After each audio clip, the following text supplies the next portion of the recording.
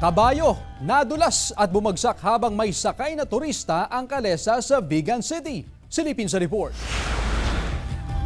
Sa video na ito nakuha ni J.M. Castillo Tan, makikita ang kabayo na ito na natumba at napahiga sa kalsada sa Kalye Crisologo matapos umanong madulas. Nagtulong-tulong ang mga kotsero at itinayo ang kabayo at saka pinababa ang mga turistang sakay ng kalesa. Wala naman daw nasaktan sa mga turistang sakay ng kalesa. Ayon sa kotsero ng naturang kalesa, nawalan ng balanse kaya nadulas ang kabayo dahil sa sapatos nito. Tiniyak din niya na malusog at maayos ang kondisyon ng kanyang kabayo bago bumiyahe. Tuwid sir, ti sapatos ti kabalo, saklay nga sa katabi.